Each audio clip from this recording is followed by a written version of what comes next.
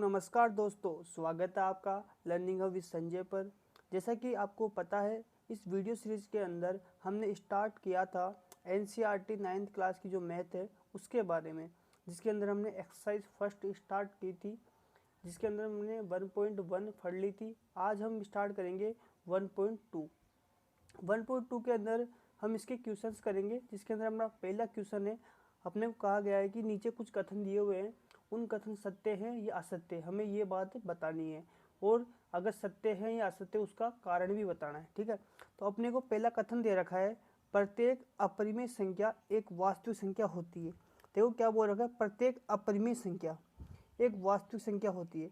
तो सबसे पहले तो परिमेय संख्या क्या होती है और अपरिमेय संख्या क्या होती है और वास्तविक संख्या क्या होती है, हमने अपने पिछले वीडियो के अंदर पढ़ा था कि वास्तविक जो संख्याएं होती है, वास्तविक संख्याएं वो क्या होती है, दो संख्याओं से शामिल होती है वास्तविक संख्याओं के अंदर, परिमेय संख्या और अपरिमेय संख्या। परिमेय संख्या और अपरिमेय संख्या, इसके बारे में हमने पढ़ रखा है। वास्तविक संख्या में दो संख्या शामिल होती है, परिमेय संख्या और अपरिमेय संख्या।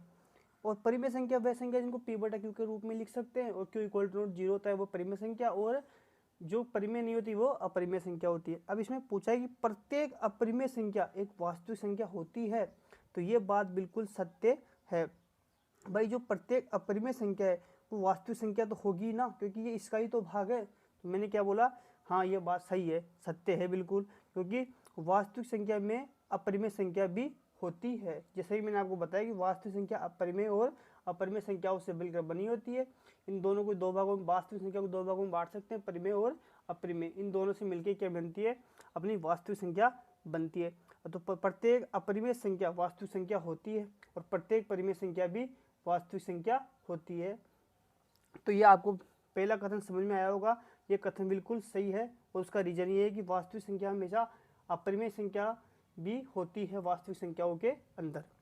अब अपने दूसरा कथन है, संख्या रेखा पर प्रत्येक बिंदु √m के रूप में होता है, जहाँ m पाकर संख्याएं नेचुरल नंबर है। देखो ये इसने क्या कहा है, इसके अंदर इसने कहा है कि संख्या रेखा पर जो प्रत्येक बिंदु है ना वो √m के रूप में हो सकता है। √m का रूप का मतलब है, और m एक है नेचुरल नंबर है, पाकर संख्या है। यानी अगर संख्या रेखा पर जितने भी बिंदु है, जितनी भी संख्या है, उसको हम √m के रूप में लिख सकते हैं। तो ये बात बिल्कुल भी गलत है।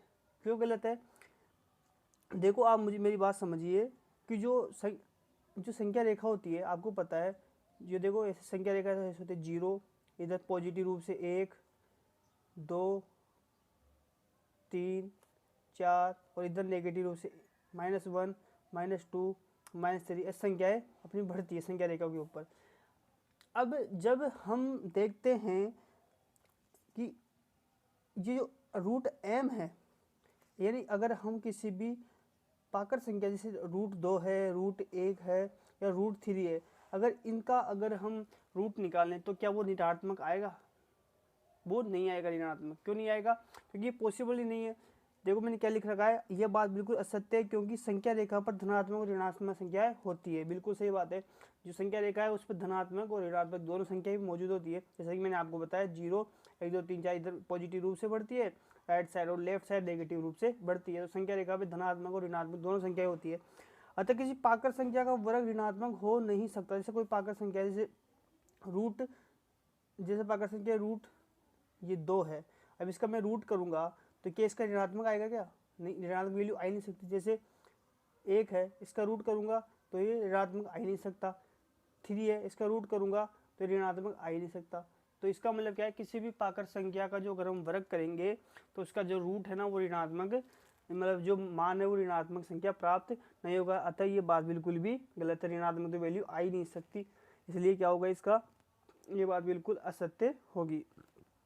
पर अब हम देखते हैं अपना कथन नंबर 3, जिसके अंदर बोला गया है कि प्रत्येक वास्तविक संख्या एक अपरिमेय संख्या होती है।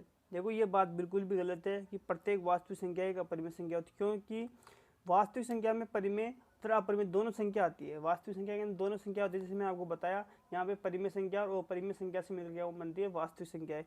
केवल अपरिमेय संख्या ही नहीं होती है भाई, इसके अंदर कोई अपरिमेय संख्या ही थोड़ी होती है। इसमें बोला है वास्तविक संख्या एक अपरिमेय संख्या होती है। तो परिमेय संख्या होती है ना, वो भी तो वास्तविक संख्या होती है। तो इसके अंदर कोई ये बिल्कुल बात गलत है, असत्य बात है बिल्कुल, कि प्रत्येक वास्तविक संख्या एक अपरिमेय संख्या होती है और वास्तविक संख्याओं के अंदर तो परिमेय संख्या भी आती है। तो ये बात तो बिल्कुल भी अपनी गलत सिद्ध होती है। अब चलते हैं अपन क्वेश्चन नंबर 2 की तरफ। देखिए क्वेश्चन नंबर 2 के अंदर अपने को कह रहा है, क्या सभी धनात्मक पूर्णांक के वर्गमूल अपरिमेय होते हैं? यदि नहीं तो एक ऐसी संख्या के वर्गमूल का उदाहरण दीजिए जो एक परिमेय संख्या है। देखो क्या बोल रहा है, क्या सभी धनात्मक पूर्णांक, जितनी भी जो धनात्मक संख्या है, धनात्मक पूर्णांक है। पूर्णांक संख्या दो तरीके से होती है। देखो पूर्णांक संख्या क्या होती है, 0, 1, 2, 3 ऐसे पॉजिटिव रूप से अनंत तक, और इधर नेगेटिव रूप से बढ़ती है।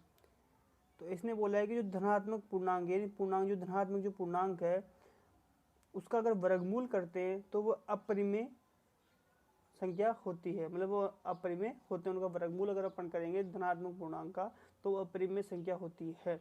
ये अपने को बात बोली गई है। अब ये बताना है बात सच है या गलत है, और गलत है तो क्यों गलत है, ठीक है, उसका उदाहरण देना है। अब मुझे आप बताइए, ये बात तो बिल्कुल गलत है, क्योंकि आप मुझे बताइए जैसे रूट 1 है, जो 1 है वो क्या है, एक पूर्णांक संख्या है ना, धनात्मक पूर्णांक संख्या है। अगर इसका रूट करूंगा तो मेरे पास क्या प्राप्त हो जाएगा, 1 प्राप्त हो जाएगा, जो कि एक परिमेय संख्या है, ना कि अपरिमेय संख्या। जैसे एग्जाम्पल इसने पूछ रखे तो मैंने बताऊँ रूट 4 है, तो रूट 4 है, वो 4 है, इसका रूट करूंगा 2 प्राप्त होगा, ये क्या है, एक परिमेय संख्या है। जैसे 9 है, 9 एक धनात्मक पूर्णांक है, और मैं इसको अगर रूट करता हूँ तो मेरे पास 3 प्राप्त होता है, तो 3 तो एक परिमेय संख्या है। जैसे रूट 4 है, अब जो 16 है, 16 का रूट करता हूँ तो मेरे पास 4 प्राप्त होता है, और 4 तो क्या है, एक परिमेय संख्या है। तो इसका मतलब हुआ कि ये बात बिल्कुल भी गलत है। इसने जो देख लिया आपने, आई होप समझ में आया होगा आपको। देखते हैं क्वेश्चन नंबर 3। क्वेश्चन नंबर 3 के अंदर देखो क्या कहा गया है। क्वेश्चन नंबर 3 के अंदर अपने को क्या करना है, रूट 5 को, जो कि एक अपरिमेय संख्या है, इस अपरिमेय संख्या का क्या करना है, संख्या रेखा पे निरूपण करना है। इस तरह के अपने क्वेश्चंस इस एक्सरसाइज के अंदर काफ़ी दे रखे हैं, जिसके अंदर अपने को रूट 2 का, रूट 3 का, इन संख्याओं का क्या करना है, संख्या रेखा पे निरूपण करना है। ये वे धनात्मक पूर्णांक संख्या है जिनका रूट पूरा पूरा नहीं निकलता है, उनका निरूपण इस प्रश्नावली के अंदर अपने को ऐसे क्वेश्चंस दे रखे हैं।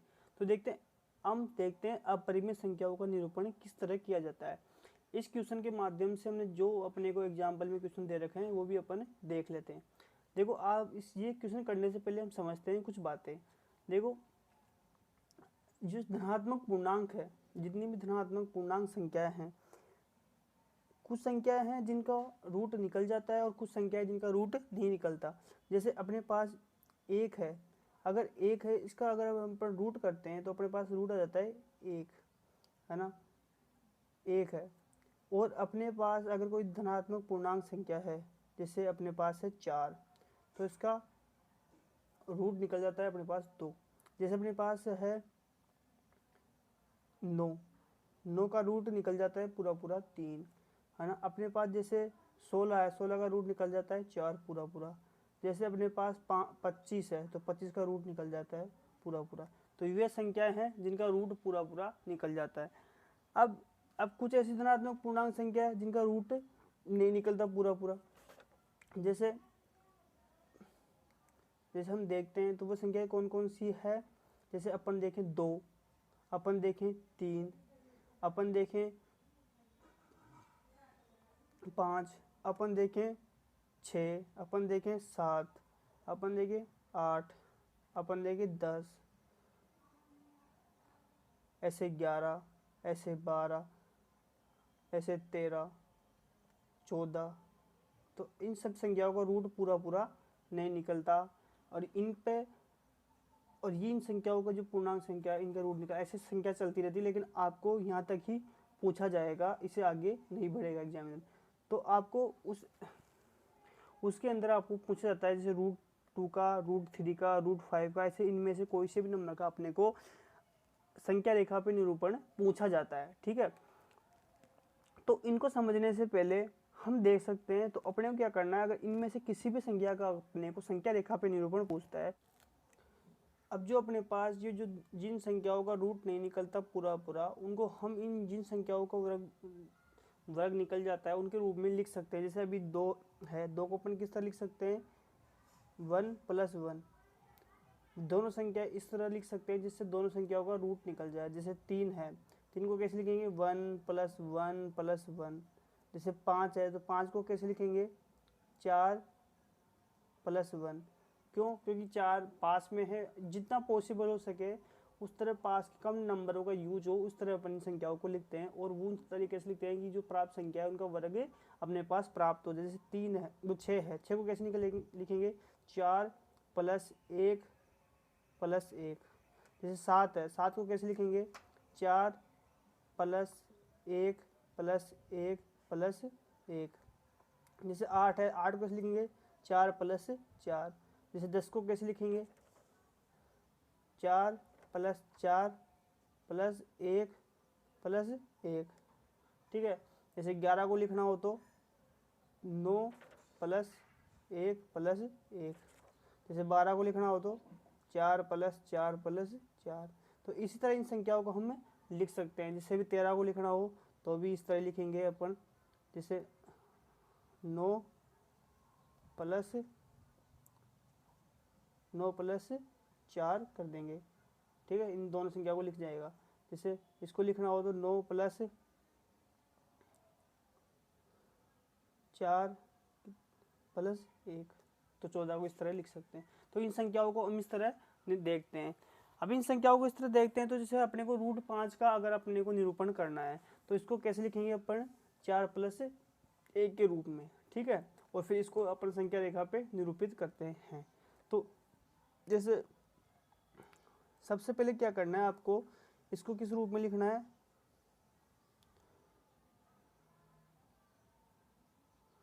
√5 का निरूपण। √5 का किस तरह लिखेंगे अपन, √5 को लिखेंगे अपन 4 + 1 के रूप में। ठीक है, और फिर 4 + 1 को है ना, इसको भी वर्ग के रूप में लिख देंगे। जैसे 4 को कैसे लिख सकते हैं, 2√2 स्क्वायर, प्लस 1 को कैसे लिख सकते हैं, 1 स्क्वायर लिख सकते हैं। ठीक है, अब हमारे पास ये रूट की जगह ये दो चीज़ें वैल्यू प्राप्त हो गई। अपने पास जो ये जो 2 है, फर्स्ट वाला और सेकंड वाला, इसको अपन क्या मानेंगे, इसको मानेंगे ओ ए, इसकी लंबाई क्या मानेंगे अपन, ओ ए मानेंगे। ठीक है, ए की लंबाई क्या है, 2, और अपने पास ए बी की लंबाई क्या है, 1 है। देखो, अब हम सीखते हैं संख्या रेखा पे इनका निरूपण। देखो, संख्या रेखा पे इनको निरूपण करने के लिए अपन क्या करेंगे, सबसे पहले एक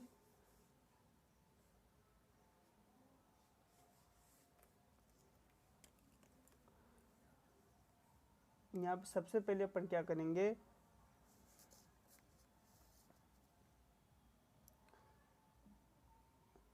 अपना जो स्केल है इसमें क्या करेंगे, जो ये जो सेंटीमीटर की साइड है ना, इसको इग्नोर करते हुए जो इंच वाली साइड है, बड़ी वाली साइड, तो उनके थोड़ी लंबाई अच्छी तरह चित्र बन जाए, इसके लिए हम इंच वाली साइड का यूज करेंगे। ठीक है,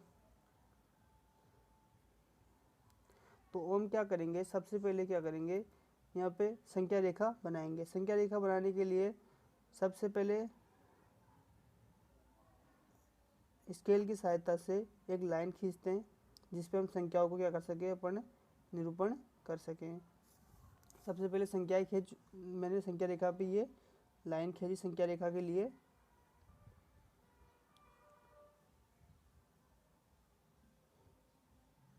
और मैंने इनको नंबर्स में लिख दिया। सबसे पहले यहाँ पे अपना ओरिजिन पॉइंट 0, फिर यहाँ पे 1, फिर यहाँ पे 2, फिर यहाँ पे 3 और यहाँ पे 4। ऐसे संख्याएं आगे बढ़ती रहती है संख्या रेखा, और इधर माइनस के रूप में बढ़ती है, -1 के रूप में।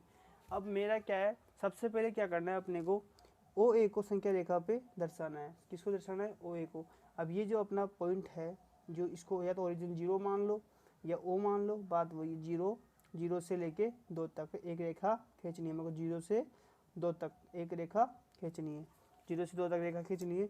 यहाँ से यहाँ तक जो रेखा है वो क्या हो गई अपनी ओ ए हो गई, क्या हो गई ओ ए हो गई। तो अपने पास ये क्या हो गया ओ ए प्राप्त हो गया। यहाँ से यहाँ तक क्या हो गया अपने पास ओ है। तो पहली रेखा अपने जो मानी थी ओ है वो मैंने यहाँ से लेके यहाँ तक खींच दी। अब इसी ओ ए से लंबवत जो दूसरी रेखा है ना वो भी खींचनी है ए बी। अब इसी से अगर मैं लंबवत खींचूंगा ऊपर की साइड तो लंबवत रेखा खींचनी है और इसकी लंबाई कितनी है ए बी की 1, कितनी है 1। तो मैं 1 सेंटीमीटर वो 1 जो इंच की रेखा मैं इससे नाप के बनाई थी वो 1 इंच की रेखा यहाँ ऊपर लंबवत डिग्री मानते हुए सीधा खींच दूंगा। तो मेरे पास ये यहाँ पे प्राप्त हो जाएगी। ठीक है, क्या प्राप्त होगी यहाँ पे प्राप्त हो जाएगी। इसकी लंबाई कितनी है 1। अब ये अपने पास पूरी ओवरऑल कितनी हो गई नीचे वाली 2 और ये कितनी हो गई 1। ठीक है, और मैं जब इसको इससे मिलाऊंगा तो ये मेरे पास क्या प्राप्त हो जाएगा यहाँ पे देखो ये जो समकोण त्रिभुज बन गया है ना। और यहाँ पे जब पाइथागोरस परिमेय लगाओगे आप तो ये तो क्या है यहाँ से यहाँ तक 2 और यहाँ से यहाँ 1 आपने फट रखा है पाइथागोरस परिमेय से के स्क्वायर इक्वल टू होता है ए स्क्वायर प्लस एल स्क्वायर। दोनों को जोड़ोगे 2 का स्क्वायर 4 और इसको करोगे तो क्या आएगा 1। तो कितना हो जाएगा यहाँ पे ये वैल्यू क्या होगी ये √5 की वैल्यू होगी, √5 की वैल्यू होगी। अब ये जो संख्या रेखा पे ये जो अपने पास जो रेखा आई है ये क्या है ये √5 की वैल्यू है। लेकिन अपने को ये जो बिंदु है संख्या रेखा अब दर्शाना है तो अपन क्या करेंगे इसको त्रिज्या मानते हुए जो अपने पास √5 आए इसको त्रिज्या मानते हुए इस ये ओ ए हो गई और ये ए बी हो गई। अब इस ओ ए को त्रिज्या मानते हुए अपन क्या करेंगे एक चाप खींचेंगे। ठीक है, और ये जो चाप जहाँ पे जिस बिंदु पर ये इसकी सहायता से चाप खींचेंगे और ये जिस बिंदु पर संख्या रेखा को काटता है वही बिंदु क्या होगा वह बिंदु √5 होगा संख्या रेखा के ऊपर। सबसे पहले अपन क्या करते हैं संख्या रेखा पर इसको इसके बराबर खोलते हैं और मैंने यहाँ पे इसको एक चाप काट दिया यहाँ पे। ये संख्या रेखा पर √5 की क्या होगी वैल्यू होगी। मुझे ये चाप कहाँ प्राप्त होता है यहाँ पे प्राप्त होता है। तो मुझे ये चाप यहाँ प्राप्त हुआ तो मैं इस चाप को सीधा सीधा यहाँ पे लाके काट दूंगा। यहाँ पे मुझे क्या प्राप्त हुआ यहाँ पे मुझे प्राप्त हुआ √5। इसको मैंने क्या दे दिया इस बिंदु को ई डैश नाम दे दिया। तो हमारे पास जो ये ओ से और ई डैश नाम दूरी आई ये क्या है रूट अपने पास √5 और संख्या रेखा पे इसका जो बिंदु है वो ये रहा। ठीक है, तो इस तरीके से अपन निरूपित करते हैं। लिखेंगे कैसे जैसे मैंने ओ ए और ए बी तक आपको समझा दिया था। अब अपने जो किया वो अपन यहाँ पे लिख देंगे। तो मैं लिखूंगा यहाँ पे त्रिभुज ओ ए ये बी है ना ओ ए बी में पाइथागोरस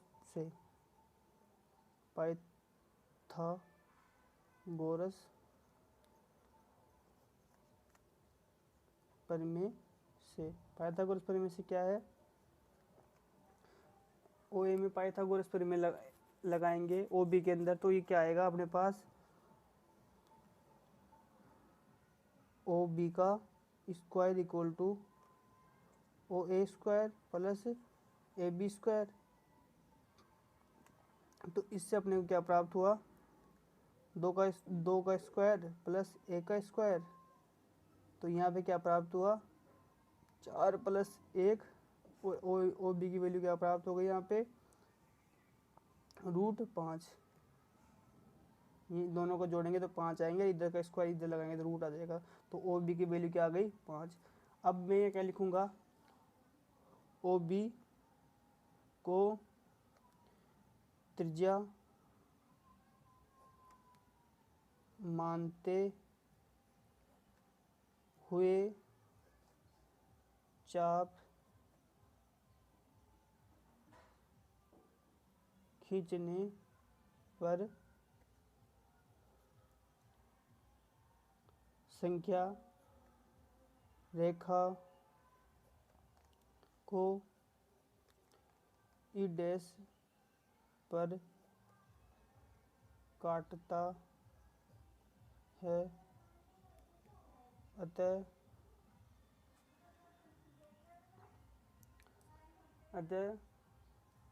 ई डैश पर काटता है, अतः ओ ई डैश इक्वल टू क्या हो गया, √5 हो गया। यानी ये अपने इसको दर्शा दिया, ये अपने को बताना था इस क्वेश्चन के अंदर। तो इस तरीके से हम संख्या रेखा पे संख्याओं को निरूपित कर सकते हैं। सबसे पहले जिस संख्या को अपने को निरूपित करना है उसको अपन इस रूप में लिखेंगे, पूर्णांक वर्ग के रूप में। फिर पूर्णांक वर्ग को ए और बी मान के इन दोनों संख्याओं की संख्या रेखा पे इस तरीके से दर्शाएंगे और फिर अपने को ये चीज़ प्राप्त होगी।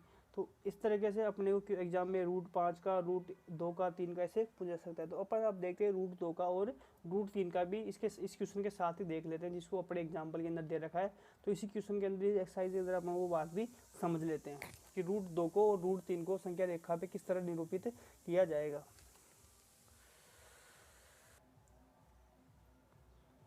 अब हम देखते हैं इसी प्रश्नावली के अंदर इसका एग्जाम्पल दे रखा है √2 का संख्या रेखा पे निरूपण। √5 का अपने देख लिया, तो अपन √2 का भी देख लेते हैं, √3 का भी देख लेते हैं, जो कि अपने क्वेश्चन दे रखे हैं, एग्जाम्पल दे रखे हैं। ठीक है, तो √2 का निरूपण कैसे करेंगे। अब मैंने आपको बताया कि सबसे पहले क्या करेंगे, जो √2 है इसको किस रूप में लिखेंगे, पूर्णांक वर्ग के रूप में। तो इसको कैसे लिख सकता हूँ, मैंने आपको बताया कि इसको कैसे लिख सकते हैं, 1 और 1 के रूप में।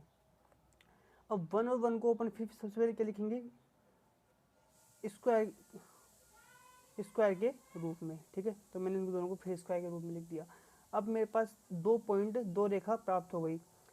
अब जिसमें से जो फर्स्ट है वो उसको मैंने माना ओ ए कितनी है, 1, और दूसरी क्या है, ए बी कितनी है अपने पास, 1। ठीक है, ये दोनों अपने पास प्राप्त हो गई। तो फिर मैंने आपको जैसे बताया, सबसे पहले अपन क्या करेंगे, संख्या रेखा खींचेंगे।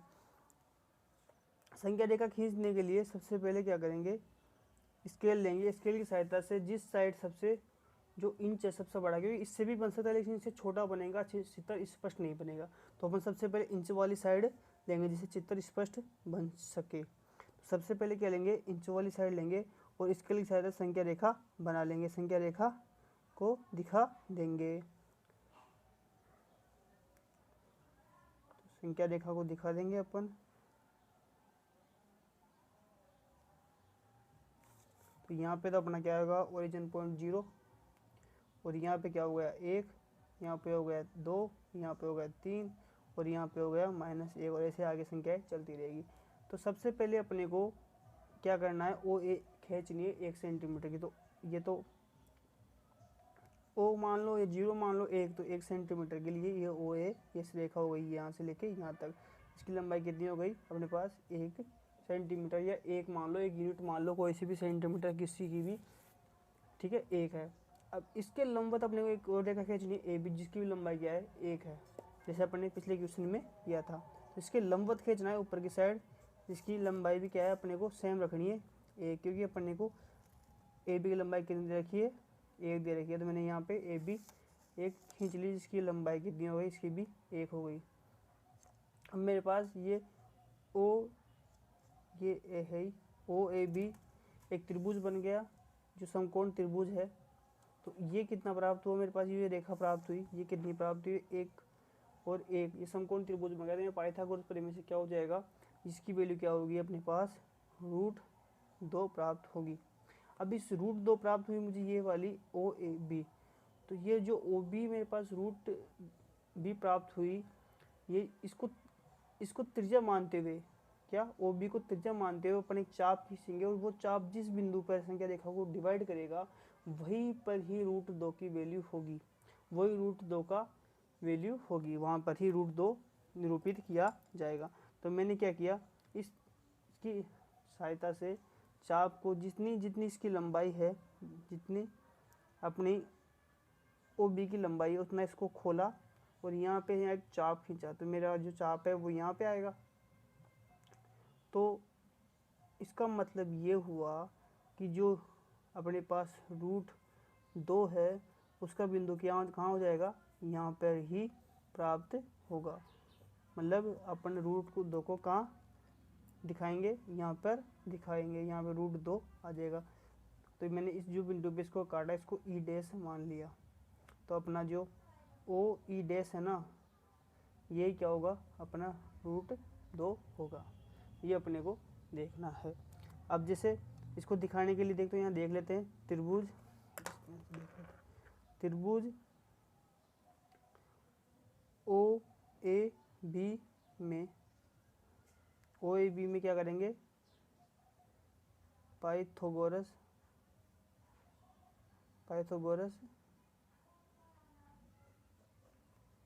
प्रमेय से, पाइथागोरस प्रमेय से क्या होगा, O B square equal to O A square plus A B square. जो अपन ने चित्र के अंदर किया उसको ही मैंने क्या किया, यहाँ पे निरूपित कर रहा हूँ। तो ओ ए का स्क्वायर प्लस ए का स्क्वायर कितना आएगा, 1 + 1 कितना आएगा, 2। और इधर से स्क्वायर उठाऊंगा तो मेरे पास क्या प्राप्त हो जाएगा, ओ बी इक्वल टू आ जाएगा √2। फिर भी यहाँ लिख दूंगा ओ बी को त्रिज्या मान कर चाप खींचने पर, ओ बी को त्रिज्या मानकर चाप खींचने पर संख्या रेखा पर चाप ई डैश पर काटता है। अतः ओ ई डैश इक्वल टू √2। ये अपने को दिखाना था। समझ में आया आपको। सबसे पहले आपको अगर किसी संख्या का संख्या रेखा पर निरूपण करना है तो सबसे पहले आपको क्या करना है, उसको इस रूप में लिखना है, वर्गगण के रूप में, पूर्णांक संख्या के वर्ग के रूप में लिखना है। फिर उसके बाद में उसको 2 भागों में आपको इसको ओ ए और ओ ए बी मान लेना है। फिर वहाँ से पाइथागोरस जिस तरह अपने जो चित्र में अपने किया उसको यहाँ पे लिखना है। ठीक है, आपको समझ में आएगा। अब देख लेते हैं अपन अपना अगला आगे। अपने को देखना है √3 का संख्या रेखा पे निरूपण कैसे कर सकते हैं। देखो √3 को सबसे पहले मैंने बताया अपन किस रूप में लिखेंगे, √3 को लिखेंगे पूर्णांक वर्ग के रूप में। तो पूर्णांक वर्ग के रूप में इसको कैसे लिख सकते हैं, 1 + 1 + 1 के रूप में लिख सकते हैं। ठीक है, और फिर मेरे को इसको कैसे लिखना है, स्क्वायर के रूप में लिखना है। तो 1² + 1² + 1² रूप में अपन इसको लिख सकते हैं। ठीक है, तो 1 का स्क्वायर करेंगे तो 1 आएगा, और 1 का स्क्वायर ऐसे इस रूप में अपन इसको लिख देंगे। अब अपने पास जो पहला स्क्वायर है इसको ओ ए, इसको क्या मानेंगे 1, और फिर जो दूसरा है इसको मानेंगे ए बी, इसको मानेंगे क्या 1, और फिर तीसरा क्या है बी सी, इसको क्या मानेंगे अपन 1। तो इस तरह अपन इनको क्या मानेंगे, एक रेखा मान लेंगे एक नंबर की। अब इसको अपन क्या करेंगे, संख्या रेखा पे निरूपित करेंगे जैसे अपने पिछले क्वेश्चनों में किया था। तो सबसे पहले क्या करेंगे, अपन एक संख्या रेखा पर एक संख्या रेखा बनाएंगे इंच वाली साइड से। ठीक है, तो वो जो हमने पिछले क्वेश्चन में किया वही अपन यहाँ पे करेंगे। सबसे पहले मैंने क्या किया, संख्या रेखा को यहाँ पे निरूपित किया। संख्या रेखा को मैं यहाँ पे निरूपित करता हूँ। ठीक है, तो मैंने सबसे पहले इसको ओरिजिन पॉइंट 0 माना, फिर 1, फिर 2, और फिर 3, और यहाँ पे फिर अपने -1। अब मेरे को सबसे पहले देखो ये ओरिजिन है ओ से और ए तक, यानी 1 सेंटीमीटर की रेखा खींचनी है ओ ए। तो ये 0 है, मतलब 0 से ओ ए खींचनी है। तो मैंने इस पॉइंट 0 को और ओ को एक ही मान लिया, यहाँ से ओरिजिन मान लिया। तो यहाँ से क्या होगी, 1 सेंटीमीटर की रेखा होगी। तो मैं सबसे पहले 1 सेंटीमीटर की रेखा खींचूंगा। ठीक है, मैंने यहाँ 1 सेंटीमीटर की रेखा खींच ली। ये कितनी है अपनी 1, यहाँ से यहाँ तक कितनी हो गई 1। इसको मैंने ए नाम दे दिया, ये ओ ए हो गई मेरे पास, 0 या मान लो या ओ ए। ठीक है, ये मेरे पास क्या हो गई ओ ए हो गई। अब इसी के लंबवत, मतलब जो अपने ओ ए खींची इसी के लंबवत दूसरी रेखा खींचनी है। सबको रेखा को लंबवत रखना है। ठीक है, तो मैंने वही इंच वाली साइड से एक रेखा और खींची जिसकी लंबाई भी क्या है अपनी ए, क्योंकि अपने पास जो ए बी प्राप्त होगा ना इसको मैंने बी नाम दिया। जो अब ये जो ए बी प्राप्त हुआ इसकी भी लंबाई क्या है अपने पास एक ही है, तो मैंने 1 सेंटीमीटर की रेखा खींच ली। अब मेरे पास देखो ये एक समकोण त्रिभुज बन जाएगा जब मैं ओ बी को मिला दूंगा। ठीक है, तो ये जो अपने पास प्राप्त हुआ √2, ये तो अपने अपने पिछले क्वेश्चन में किया था कि √2 का निरूपण कैसे करते हैं। ठीक है, तो अपने पास √2 तो सेम आ गया। अब अपने पास इसके अंदर बी सी और है ना, तो इसमें क्या करना है, अब मैंने पहली रेखा खींची ओ ए, फिर क्या खींची ए बी। अब इसी के लंबत किसके ए बी के जो लंबत रेखा खींची अपने पास, ये जो ओ बी आया इसी के लंबत में क्या खींचूंगा, तीसरी रेखा खींचूंगा। मेन बात है कि इसको क्या रखना है अपने को, लंबवत ही रखना है। इसके लंबत ये रेखा यहाँ चल जाएगी और इसकी जो लंबाई है ना वो कितनी रहनी चाहिए, वही 1 इंच के लगभग अप्रोक्सीमेट 1 इंच होनी चाहिए। ठीक है, ये मैंने यहाँ खींची। तो अब जो ये इसकी लंबाई है ये भी मैंने 1 सेंटीमीटर खींची, इसका नाम दिया सी। ठीक है, अपने पास जो अब ये जो ओ और सी प्राप्त हुआ ये क्या होगा, √3 होगा। ठीक है, यहाँ से जो ये समकोण त्रिभुज बन गया क्योंकि मैंने नंबर्स खींचा। अब देखो 1 और √2 इनका करोगे तो ये क्या आ जाएगा अपने पास, √3। यहाँ पाइथागोरस प्रमेय लगाओगे तो क्या आ जाएगा, √3। अब अपने पास ओ सी क्या आ गया, √3। अब जैसे हम पिछले क्वेश्चनों में करते थे कि ओ सी को क्या करते थे, चाप मान के, इस ओ सी को चाप मान के, त्रिज्या मान के एक चाप खींचते थे, जिस बिंदु पे ये काटे वही उसका क्या होता था,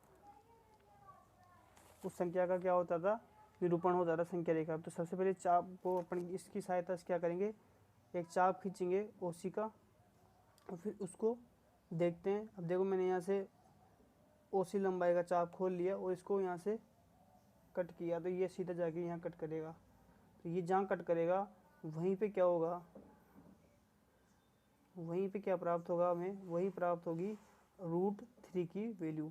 तो इसका मतलब ये है कि संख्या रेखा पर जो √3 की वैल्यू है वो यहाँ होगी। इसको मैंने क्या मान लिया, ई डैश मान लिया और ये √3 की वैल्यू यहाँ पे प्राप्त हो जाएगी। ये √3 की वैल्यू यहाँ पे हो जाएगी। तो अपने पास जो ओ ई डैश प्राप्त होगा ये क्या होगा, √3 होगा। ठीक है, अब इसको अगर अपने को दिखाना है तो हम आगे यहाँ पे लिख सकते हैं। हम क्या लिख सकते हैं, त्रिभुज,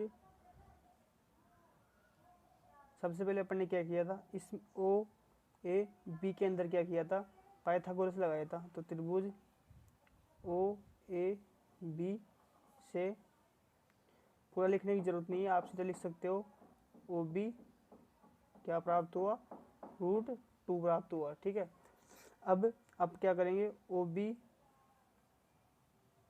के लंबवत बी सी खींची। ठीक है, जो अपने यहाँ किया वो लिख सकते हैं, है ना, बी सी खींची। अब ये जो बी सी खींची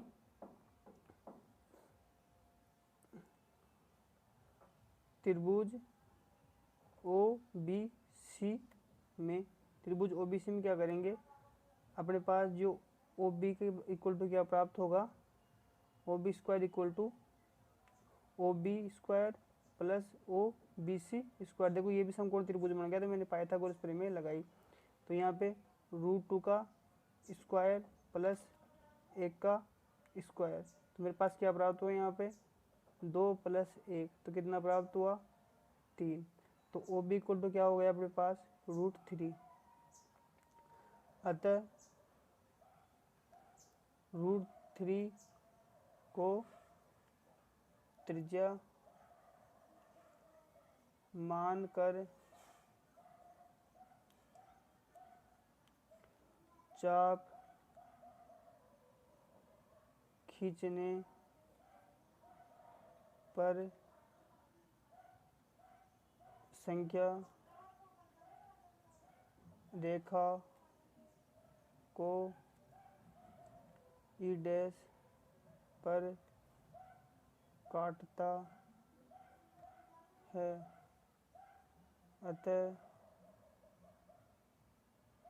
अतः क्या होगा अपने पास जो ओ ई डैश है वो क्या होगा, √3 होगा। ये अपने को बताना था। तो अपन ने इस वीडियो के अंदर देख लिया संख्या रेखा पे निरूपण करने वाली बात। तो संख्या रेखा में सबसे पहले √5 को निरूपित करना सीखा, फिर 2 का और 3 का। आपके एग्जाम के अंदर 3 ही क्वेश्चन देखे हैं बुक के अंदर, बाकी इसी तरीके से हम और अन्य को भी, हम जिस संख्या का पूर्णांक वर्ग नहीं निकलता, वह पूर्ण संख्या का पूर्णांक नहीं निकलता, उनका निरूपण इस तरीके से किया जा सकता है। तो थैंक यू, धन्यवाद। इस वीडियो के अंदर हम इतना ही पढ़ेंगे। अब आगे की जो एक्सरसाइज है वो नेक्स्ट वीडियो के अंदर पढ़ेंगे। आपको अगर आपको वीडियो पसंद आया तो लाइक कीजिए और इसको शेयर कीजिए, सब्सक्राइब कीजिए। ठीक है, धन्यवाद।